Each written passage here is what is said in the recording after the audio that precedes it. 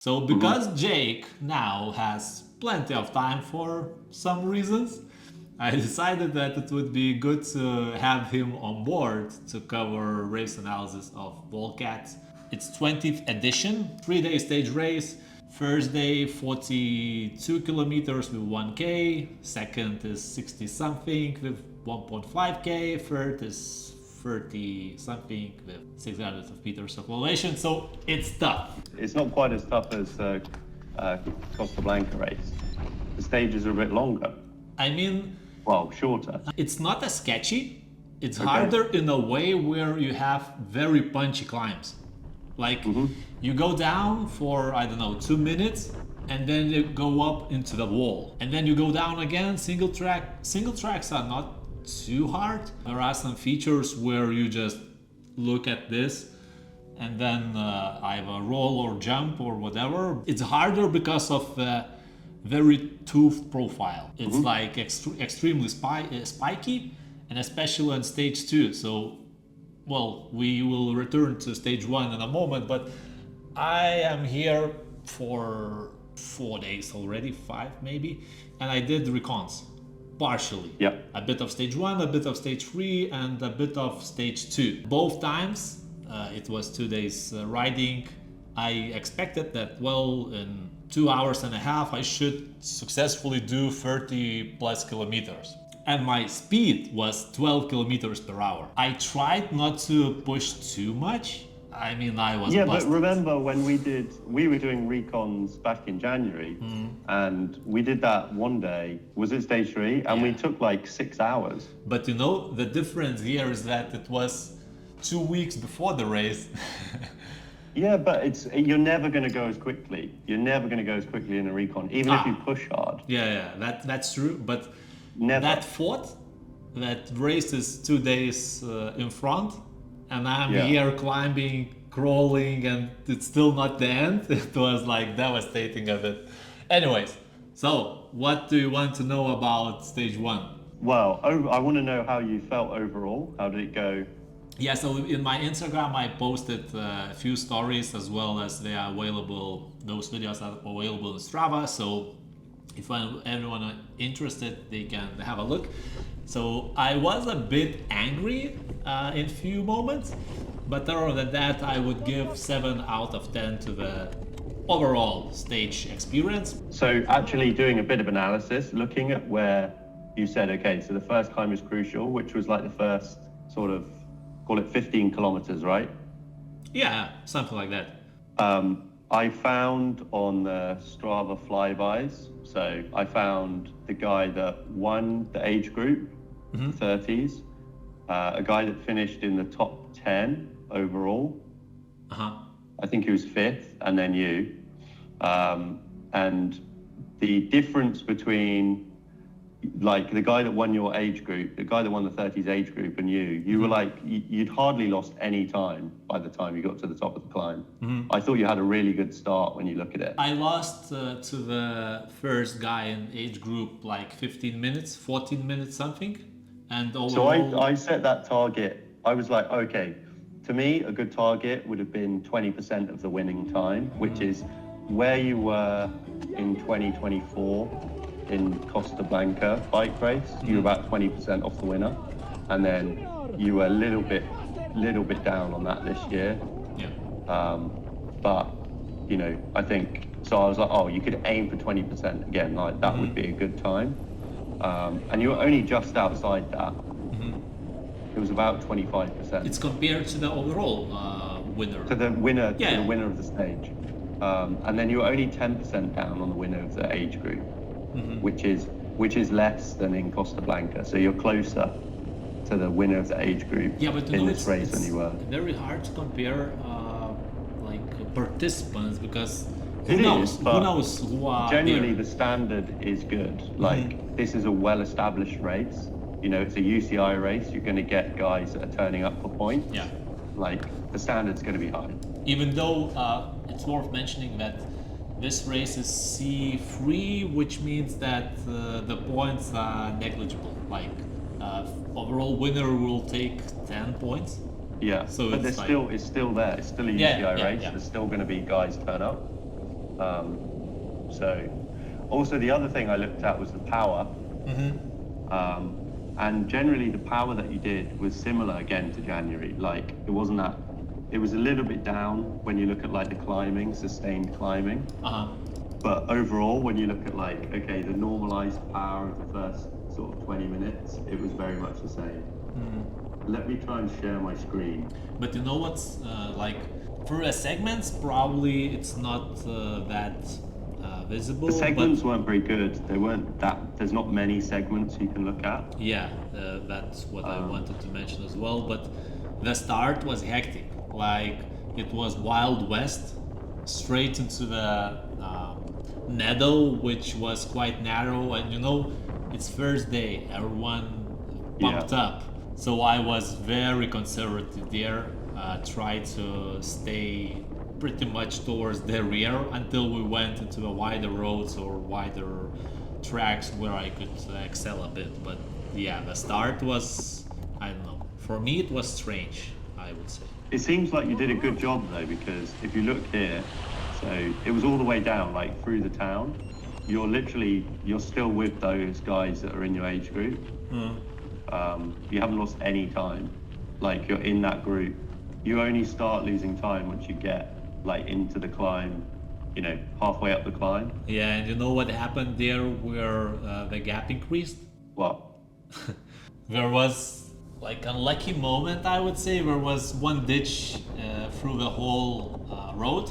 I managed to come through the right, and then there was another ditch. Like one guy tried to cross it on the bike and he stopped in the middle, like it was above a hubs, and it like they should have covered it completely. I mean, do not allow to go there and just direct all people through the single track on the left. Well, it wasn't single track, it was just a meadow. And then I had to stop, and I don't know, 20 or 30 people went through like that. And some guys run through the water, like literally. I didn't want to do that because it was not exactly clear how deep it is. And then you would get yourself with wet feet like in the beginning of the race. So I just waited, and then that waiting of course didn't went good way. Well, I mean, I don't know how much time you did lose there, but yeah, but you know, visually, then you see like foo. Yeah. Then it's also a bit devastating. But I mean, personally, I think you can be pleased with the way you started. Really? Because I thought that look, it like was by shitty. the time you get to the top of the climb, you're like sort of 10 minutes off the winner. Yeah, you can actually turn off the winner. That way, distribution of time. So basically, you would get a more precise visual look that way. I think this is the guy that. Okay, so he was 7th in M30, and then this is the guy that won it. So again, you can see you're like you're pretty close, even up halfway up the climb. But it's sort of like once you get over the top of the climb, you start losing more and more time. Basically, you see those ridges? Yeah. First part and the second part, all of those were single tracks. I intentionally allowed myself some space from the ones who are in front because I did Recon. I knew that it's impossible to overtake there pretty much. And yeah, so it was not very full gas, but I was still pushing. Like the gap opened up, and then once it get more technical, I close that gap, and then it opens up again, I close it. So that was kind of how that top section went through. And what was this descent like, the long descent here? This one, part of it was on the gravel roads. Okay. I would assume. Because again, that's where you sort of lose. You're kind of accelerating, losing time. Yeah. And then the bit where you then really start to lose a lot of time is once you hit the final climb in. I assume because then they're sort of all sprinting for placing once they get off the descent.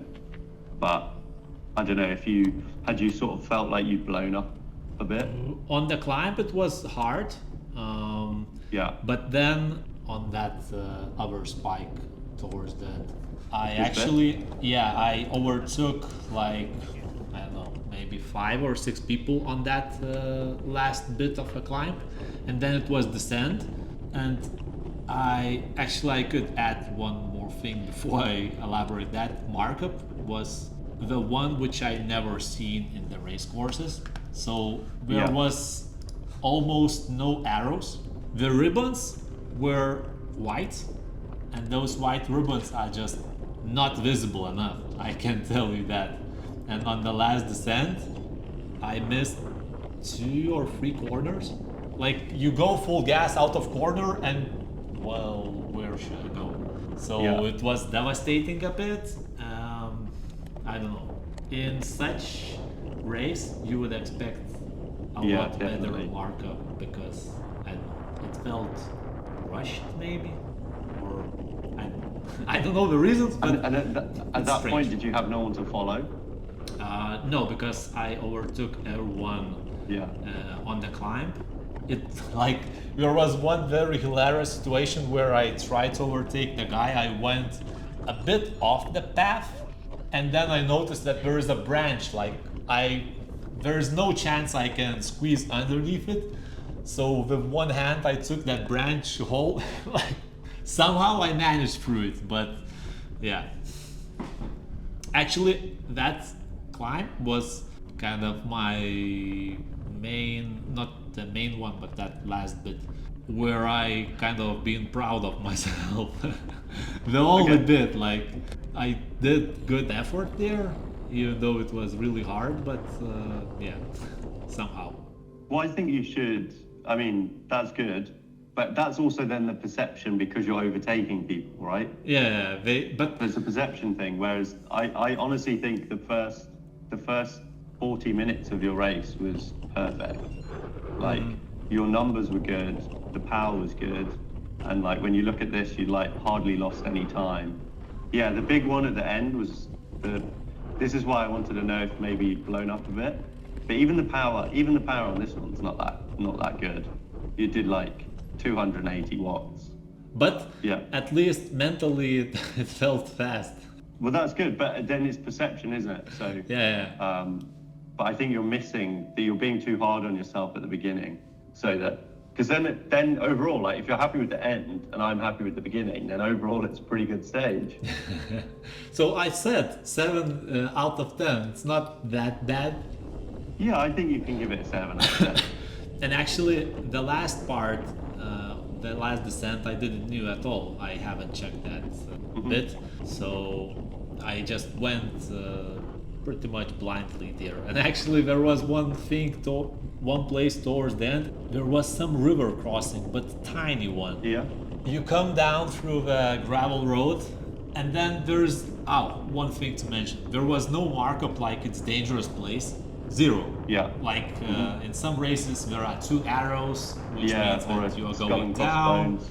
Yeah, so at least some indication. And in that place before the start, I did a bit of a loop to check the beginning and the end of the race. And in that place there was stairs with sharp rocks, like then you go in full gas. And the reason why I'm mentioning this, there was a guy there potentially who crashed because he was like shaking his hands. Maybe they were wet if he crashed into that water, or I don't know.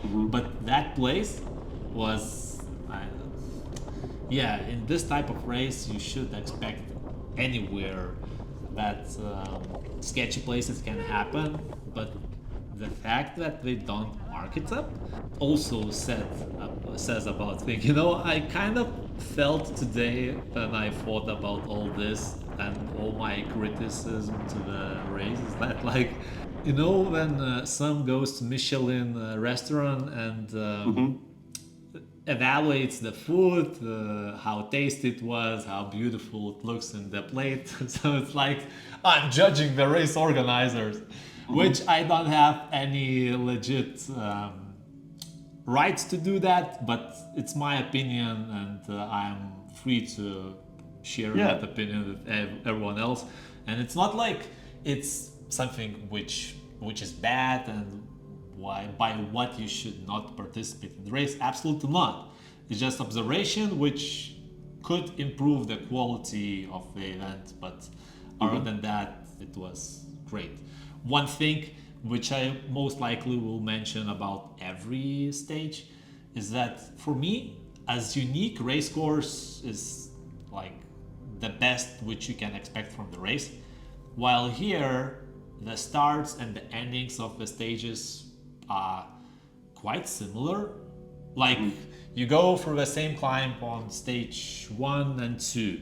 Stage 3 is stage 1 in opposite direction with some changes. So when it's anniversary event, I mean, you would expect better. So in general, this stage was okay. I was in 109 position in pro group, so like all the groups from pros. If in theory I would be in open, then I would have finished second or third.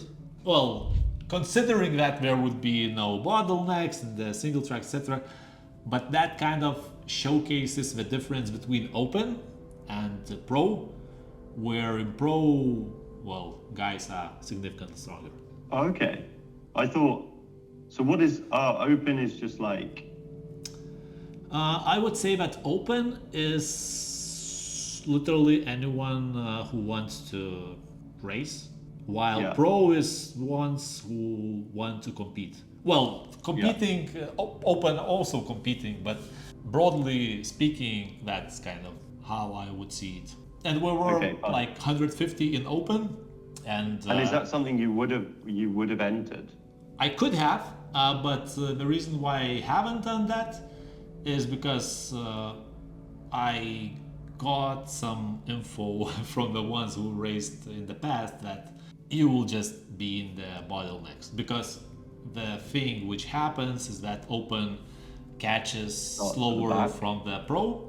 Yeah. And then, I mean, it's just better experience overall. Even being in the pro, I have to complain about those who don't allow me to go somewhere. So imagine what would happen if I would be, you can envision things. Yeah, that makes sense.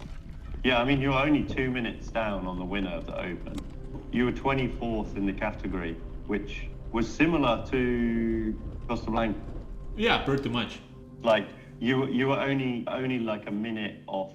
There were 4 guys in front of you who were all in your category. Yeah, so it was kind of close gaps in general. Because, you know, the stage was also quite short.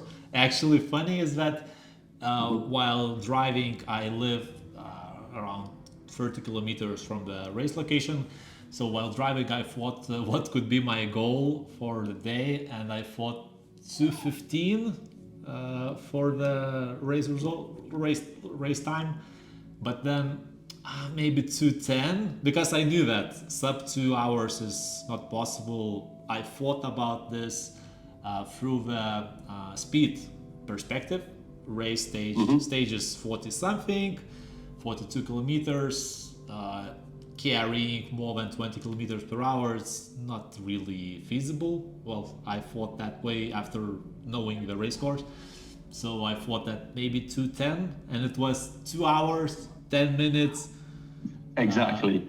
And then 0 seconds, and then 23 down milliseconds. So I was like 23 milliseconds off my goal. Yeah. So again, another reason that I think it was pretty good. Yeah, I mean, it was fine. So what do you think about tomorrow? What's your plan? Tomorrow is going to be brutal. The final is very similar. 5 kilometers or so. Yeah, like all of that bit. That part, if you go down where is profile, so we can see that there is one very long climb. Let's just start from the beginning. This bit here looks tough. No, it's not bad. It's not bad. Here. So this bit here is going to be hard. This bit is downhill. This bit, I did it. Well, you know, who knows? Hard is relative. But I think if you can get the same start as you did, right? It's going to take you. You know, you don't have as much Like on stage one, you said you were getting caught up in like the single track at the top, all that area. Yeah. And you don't have that to worry about. You know, it's a straight descent. It's and then like obviously more climbing. That descent is, I don't remember how long it is, 3 kilometers maybe.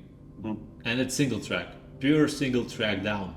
If I don't go into a single track in front, then it will be again. So the fact that you know that, you need to make more of an effort coming into the top of the climb. You know, if you can see, if there's a gap, if you're near the top of the climb and there's a nice gap between you and the next group, well then you can ease off. Just keep the gap and you've got that space to descend into. But if you're kind of halfway through a group, then I would make a big effort to get to the front of that and group. that last bit of the climb is in the last 500 meters, the steepest bit. And it's extremely steep. You can try and recover a bit on the descent. You're going to be much better off going down in front, right, than you are. And because the descent is like pretty much flowy with few sections of rocks, it's kind of doable to get your heart rate a bit down on that. And the stage is going to take what, 2.5 hours? 2 hours 40? 3 hours? Plus. 3 plus? Yeah, I assume that. So picture that today it was 210 and tomorrow is 20 kilometers plus. And so 3 hours 15-ish. Yeah, in ideal scenario I would say, because that middle part between the big climb and the other big climb, this bit looks tough. It's a hell. I can tell you that. No, it's not that bad, but well, we can talk about it after it finishes, but it will be decent. I think tomorrow the key is, you know, you've got to fuel well, because again, like if you've got some energy coming into this last climb that you can ride really hard up, like that, this is essentially your finish line, right? 50k is your finish line, because then it's predominantly downhill to the end. Yeah. So even if you've blown as you go over the top of this, you're going to be able to get something back. There's only a little bit of climbing. Do you have a suggestion how to leave a little bit of juice towards the end?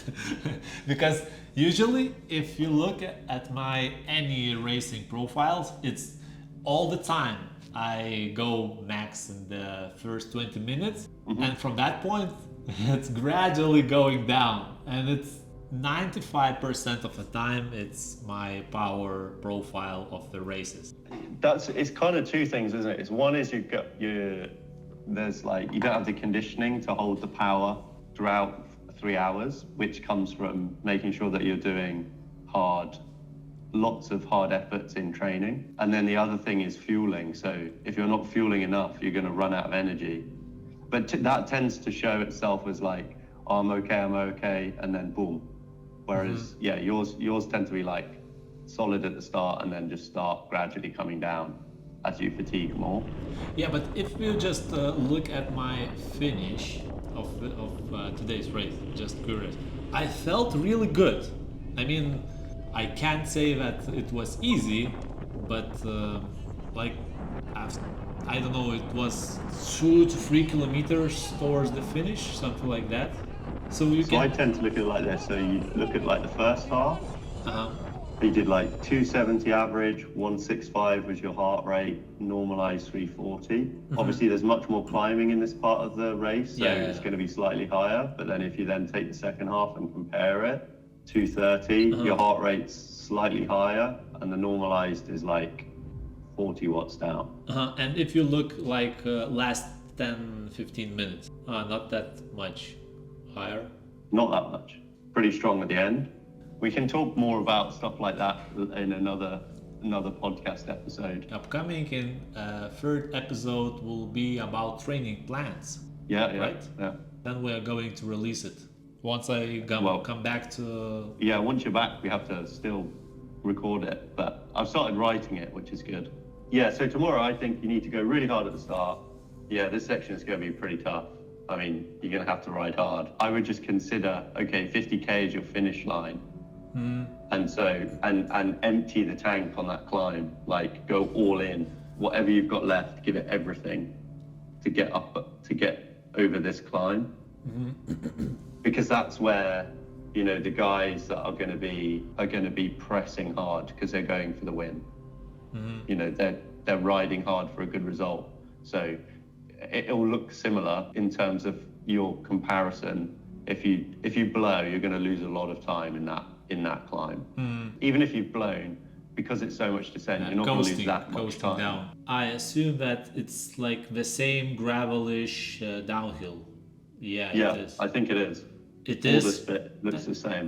And then that climb, that steep one, still remains there. But actually, to add one more thing about markup, you see that straight line? Oh, this bit? Yeah. So here it's like serpentine downhill, or it will be climb, where the markup was also like misleading. I went straight where others cut, not everyone, but quite a huge amount of people cut one switchback, and I like lost, I don't know, immediately 10 seconds or so. But now you know. Now I know, but it's annoying when it happens, you know. And I saw it, but then the markup was like, and I decided, well, if the course leads that way. So there are multiple of such areas where it depends how fast you make that decision, and if you make it fast, because if it's not covered, that means you can go there. And if you can go there, you can win some time.